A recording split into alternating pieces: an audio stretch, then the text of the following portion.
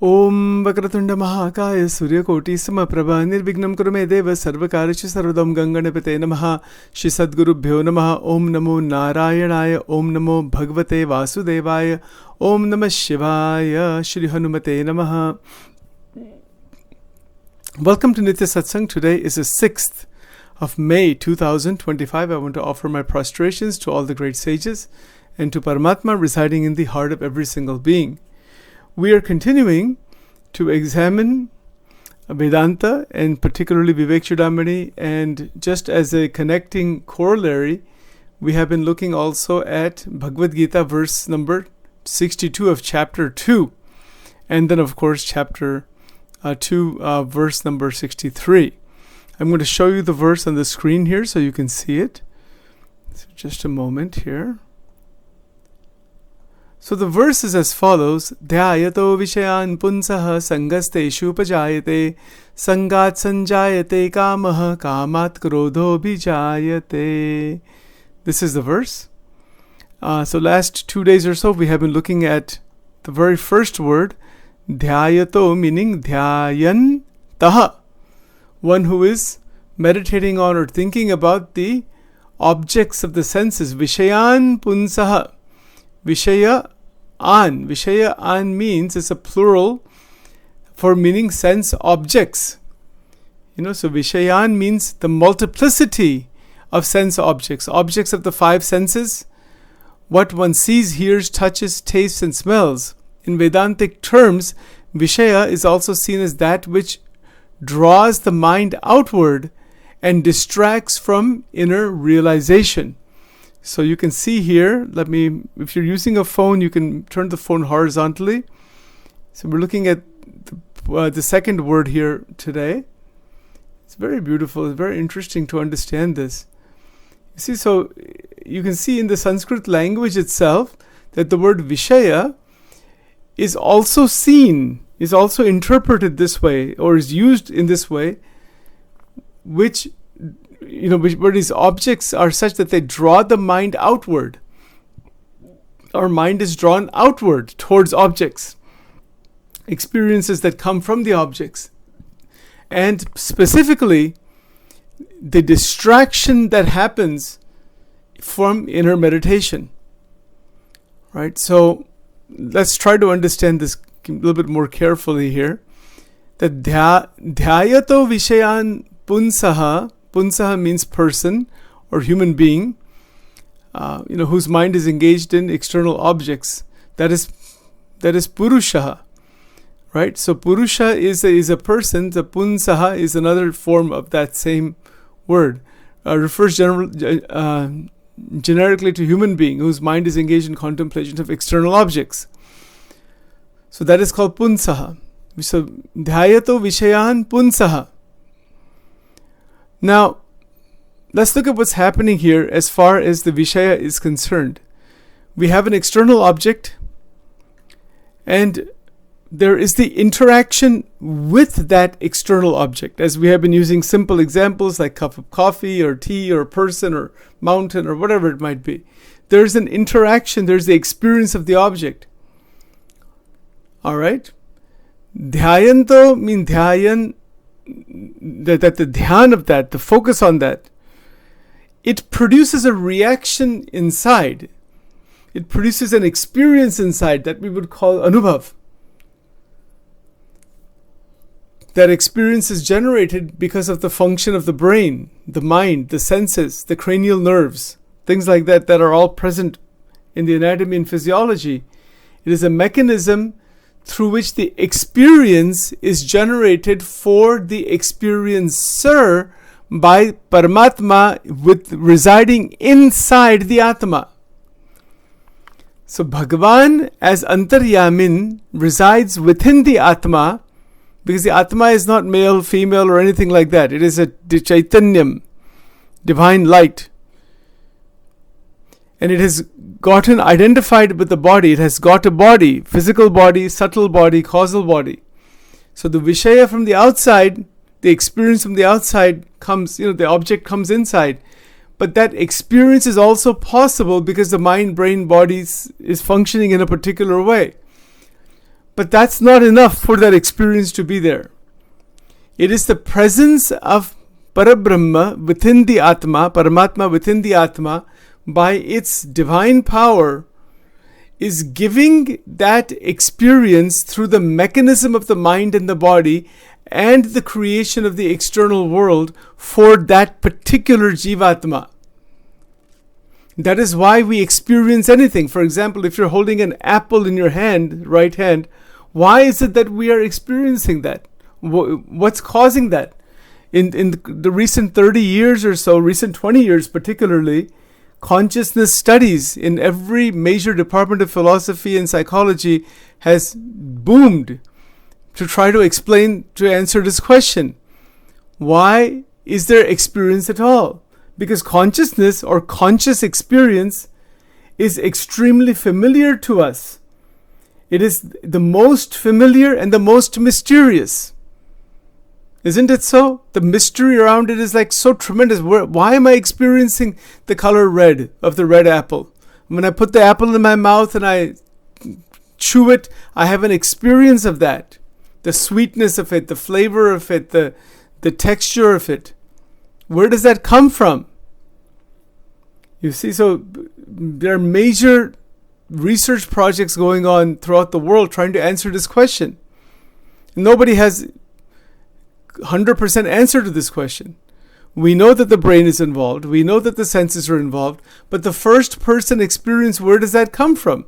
If you had a computer just like the human brain, like this AIs we have now, and they'll become very, very advanced in the future, are they going to have a conscious experience? Like if you have a robot that is made like a human being with the same kind of brain and all that, and the robot eats, let's say, chews a banana or an apple, are they going to experience what we experience? If the brain is exactly the same, the chemicals are the same, if it's identical, some theorists say yes, they would experience it because experience is an emergent phenomena. That's what they would say. Others would say no, they would not experience anything. It's just a machine, it's a mechanism. How can they experience anything? But we also don't experience anything if the brain is damaged. If the brain chemicals are changed, our experience changes. Does that mean that the experiences we're having are created by the brain? See this point. Very tricky, very difficult to understand this point. That the brain itself, is it generating the mind and the first person experience? What does the Gita say about this? Well, Gita doesn't use the word brain or neurons or this kind of this language. It is directly speaking from the level of our first person mental experience. It's speaking from experiential level, which is what is called phenomenology in philosophy. The Bhagavad Gita does not directly discuss neurology the way we discuss it, today. No. But you could say that the neurological principles are hidden within the Bhagavad Gita. But I won't go into that right now. There are verses that really do encapsulate that. But it's looking at the reality from a very highly spiritual and then mental level. Bhagavad Gita speaks at spiritual and mental level. If you go to a biochemist lab, they're talking at the more physical level. Okay, so those are some of the more intricacies. The point here, I don't want to divert into something else here. The point here is that our experience, is it generated just by the brain artificially? That there's no mind or Atman or God or even the world or nothing is there except this mental neurological brain. Like, so if you have an AI that is so super advanced, just like human brain, would it also experience a mind? Would it become conscious? Because it's so sophisticated that the consciousness is a sophisticated epiphenomena of the brain.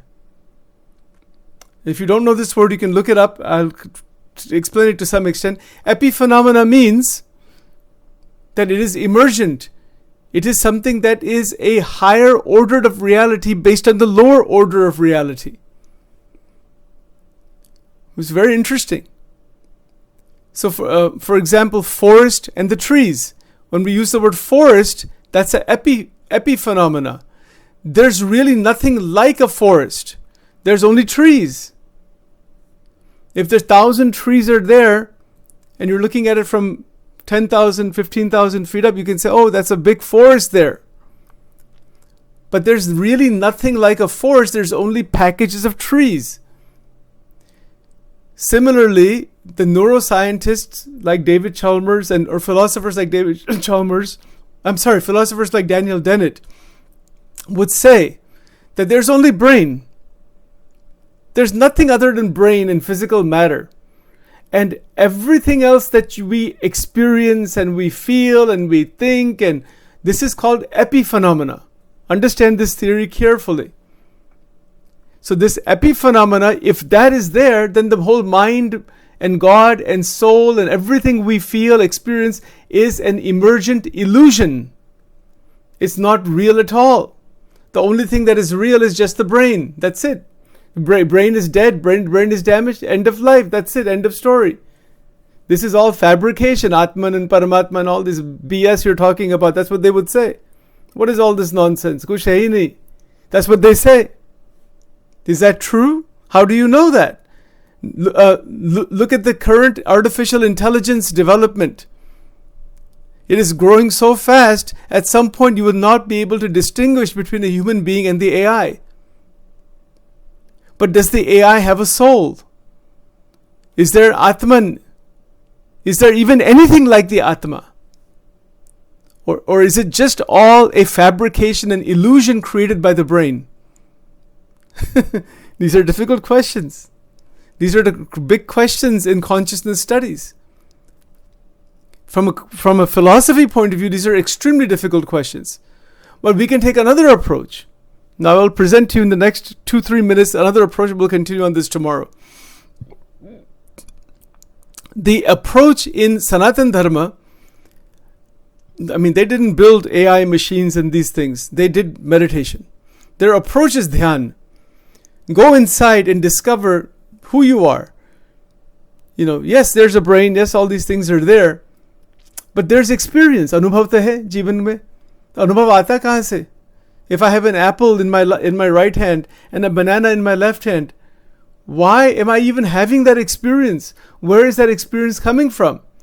So the neuroscientific way of trying to understand that is through brain analysis, neuroanalysis, behavioral neuroscience, and philosophical reasoning using the intellect.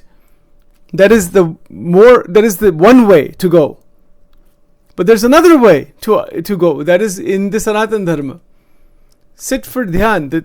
Start with Anubhav. Don't worry about words coming from Anubhav hai.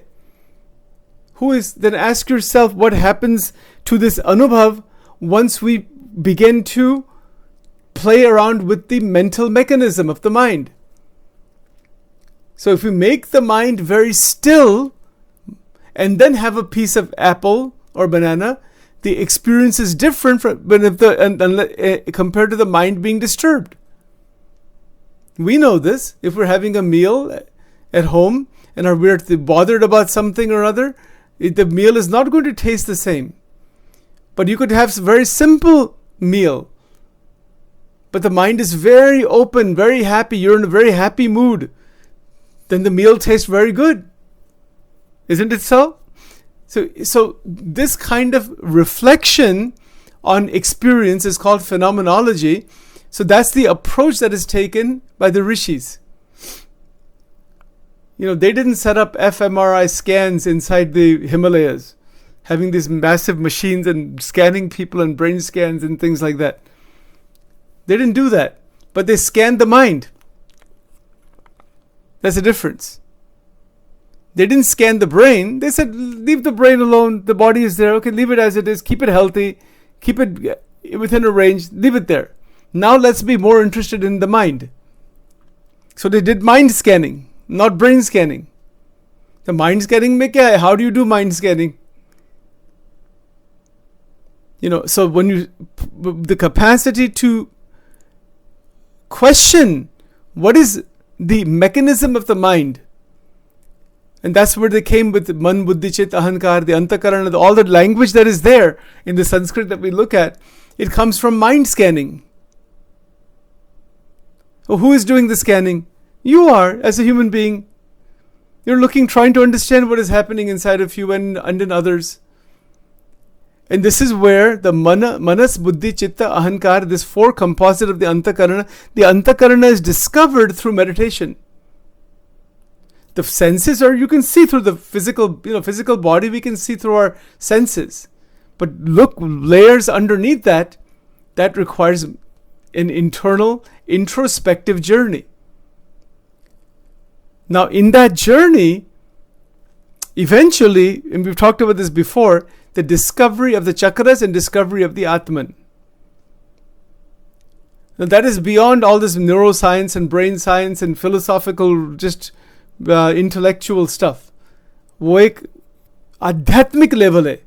It's a level where the mental mechanism has become absolutely still and pure. Two things. मन शांत हो गया है और मन शुद्ध हो गया है. You can open up any psychology book. They'll never talk about the purity of the mind. Because they don't know what that is. How can they talk about it? I don't think I've seen that anywhere in all my years of study. हमारे शास्त्रों में, everywhere it is there. Make the mind pure. Bible में भी है. But if you look at this psychology book, what is meant by a pure mind? What is meant by a pure brain? We don't know what that means. That may not mean anything at all. But it might mean something in terms of pure mind. What is meant by purity? Shuddhata, shuddhikaran. Very difficult to answer. And you could do research on that. As a construct, right? You can have that as a construct in research to say, well, purity is a construct, and let's see if we can validate the construct. There's ways of doing that in psychological research to determine, is there something really like a pure mind? But it's a tough one. How do you determine that? Who defines what that means even? So the rishis answered this question in a different way. They said, go based on your anubhav. Anubhav mein jana. That is your only barometer. The barometer is your own barometer. If my mind is impure, I'm having thoughts and emotions and feelings and memories that are causing a lot of agitation, disturbance, clutter inside. That is ashuddhaman. But the rishi is not telling you, not doing some kind of a brain scan and telling you that you have a ashuddhaman. No, they say you have to find out yourself what is meant by ashuddha. They give you some criteria.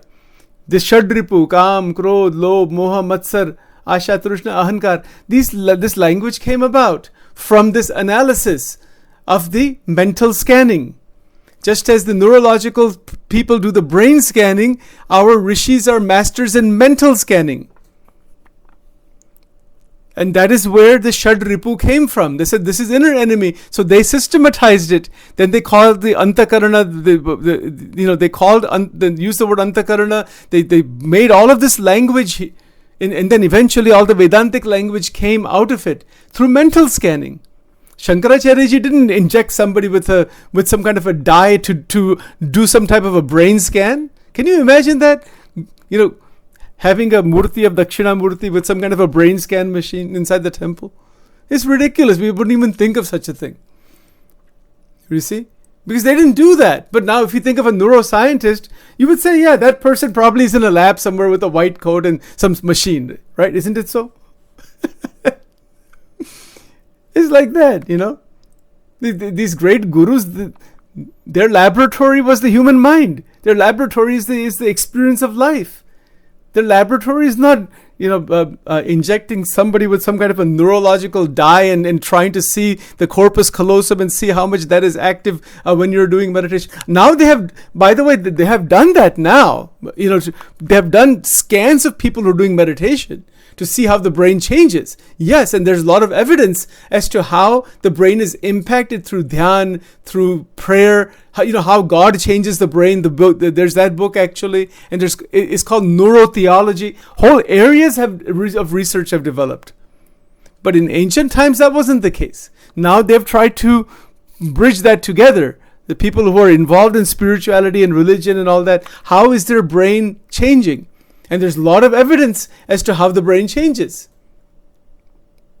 Okay, so again, I'm gone over time here, but I just one more final point. Then I do want to talk about this a bit more. It's very interesting because it connects beautifully with verse 77 of the Vivek. These two verses in the Gita, the question of consciousness, the question of binding, the notion of karma, our anubhav in life, all of this is together. And then what Bhagwan Krishna is saying in verse 63, buddhi nashat pranashyati. Kitni amazing baat hai. The neuroscientists are not going to tell you that. They can say, yeah, okay, you have some problems, or psychiatrists are going to tell you, you have a depression, you have this and that. Bhagwan Krishna directly कहते हैं, ये सब ठीक है, your buddhi में problem हो गया है, because you've gone this wrong track. See, these two verses directly give the solution. You can have 5,000 books on psychiatry and they still do not hold the same kind of power that these two verses do. They keep analyzing the problems. You're analyzing the buddhi nash. You're not going to find a solution by analyzing the damage. You have to find out where that damage came from to begin with and stop it at the very beginning stage. That's what verse 62 does. They try to stop it through psych meds because you don't have a choice then. So much damage has been done, you have to do something about that. And those medicines are causing damage on top of the damage that's already there, to some extent. Not all of them, but they can if they're not monitored carefully. You see, so there's the field of psychiatry, there's the field of neurology, behavioral neuroscience. There's also artificial intelligence. There's in philosophy and psychology, there's consciousness studies. This is all going on right now. And on top of that, you've got Vedantic teachers and masters throughout the world today who are looking at these questions. And, of course, our own direct first-person anubhav, which is where Shankaracharya ji and Bhagwan Krishna are leading us to look at your own anubhav. Whatever others are teaching, it's all okay. If it's useful so you can see yourself, it's called seeing with your own eyes. Where are my internal deficiencies? If I know how to see that, I can change it through upasana, through bhakti, through working through mental process. Sometimes medicine is required. Sometimes therapy is required. Sometimes, yes, no doubt, they are very good. They are needed also at times. But that's not the only reason. And in fact, that may just be the very beginning. One ultimately has to work on one's own further growth. Uddareda atmanatmanam natmanam avasadayet atmaiva yatmano bandhur atmaiva ripuratmanah. This verse in chapter 6 we've quoted many times. We looked at it in some detail about 2 years ago. At the end of the day, at the beginning of the day, at the middle of the day, man eva manushanam karanam bandha mokshayoho. Sachin's mind can bind Sachin, Sachin's mind can free Sachin. I have to decide. The decisions cannot be made by medicines or by doctors or by anybody else. You have to make your own decisions in life, which way to go. You want to go towards buddhi nash? Buddhi ka nash karna hai? Ki buddhi, you want to make the buddhi tejasvi buddhi banani hai. Two paths are there. Buddhi nashat pranashyati, the last part of verse 63. That is the problem for massive numbers of people. To take the same shakti inside the buddhi or buddhi ko pavitra banana, buddhi ko shuddha banana, buddhi ko tejasvi banana, buddhi ko sthir banana, buddhi ko divya banana. That is possible for all of us. You see now these linkages all the way through. So let's stop here for now and then we will continue on this further. Om Aim Atmatattvam Shodhyami Namasvaha. Om Hrim Vidyatattvam Shodhyami Namasvaha. Om Klim Shivatattvam Shodhyami Namasvaha. Om Aim Hrim Klim Sarvatattvam Shodhyami Namasvaha. Om Divilingaya Namaha, Urdhvalingaya Namaha, Anandalingaya Namaha, Dvadash Jyotirlingaya Namaha. Om Namah Shivaya, Namah Shivaya, Namah Shivaya. Om Shri Radha Krishna Arpanamastu. Om Hrim Svaha.